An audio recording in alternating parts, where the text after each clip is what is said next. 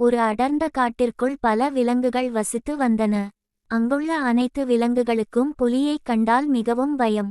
தூரத்தில் புலி வருவதை பார்த்தாலே இவர்கள் அனைவரும் பயந்து ஓடுவார்கள். ஒருநாள் புலி வந்து கொண்டிருக்கும்போது மற்ற விலங்குகள் அந்த புலியை பார்த்து பயந்து ஓடுவதை நரி ஒன்று பார்த்து கொண்டு இருந்தது. அந்த நரிக்கு புலியின் மேல் பொறாமை உண்டு. இந்த விலங்குகள் எல்லாம் புலியை மட்டும் பார்த்து பயப்பட்டு ஓடுகிறார்கள், ஆனால் என்னை பார்த்து யாரும் பயப்படுவதில்லையே என்று எண்ணி நானும் ஏதாவது செய்ய வேண்டும் என்று யோசித்துக் கொண்டிருந்தது. அப்போதுதான் அது முடிவெடுத்தது, நானும் புலியைப் போல் மாறினால் என்னையும் பார்த்து எல்லாரும் நிச்சயமாக பயப்படுவார்கள் என்ற எண்ணத்தில் கொல்லனை நோக்கி அந்த நரி புறப்பட்டது. கொல்லனிடம் சென்று நரி சொன்னது, எனக்கு புலியைப் போல் தோற்றம் வேண்டும், எனவே என் மீது கோடு போடு என்றது. அந்த கொல்லனும் கம்பியை பழுக்க வைத்து அந்த நரியின் மேல் சூடு போட்டான்.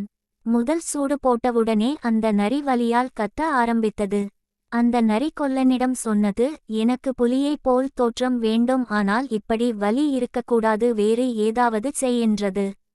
அதற்கு அந்த கொல்லன், வலி இல்லாமல் உனக்கு கோடு போட வேண்டுமென்றால் நீ வண்ணம் பூசுபவனிடம் செல், அவனிடம் சென்று உன்மேல் வண்ணம் பூசிக்கொள் என்றான். நரியும் சரி என்று சொல்லிக்கொண்டு வண்ணம் பூசுபவனிடம் சென்றது.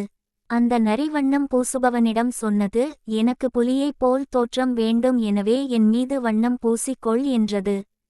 அவனும் சரி என்று சொல்லிக்கொண்டு அந்த நரியின் மேல் வண்ணத்தை பூசினான்.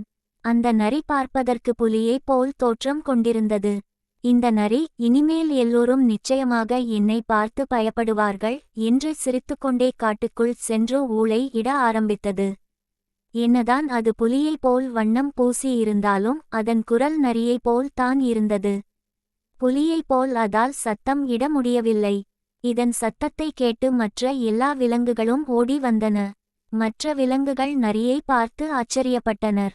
ஆனால் சிறிது நேரத்தில் பயங்கரமான மழை ஆரம்பித்தது. அந்த மழையில் நனைந்த நரியின் வேஷம் அனைத்தும் கலைந்து போயின. அந்த நரி மீண்டும் பழைய நிலைமைக்கே வந்தது. இதை பார்த்த மற்ற எல்லா விலங்குகளும் ஏளனமாக சிரித்தனர். நீதி, நாமாக இருப்பதே நல்லது.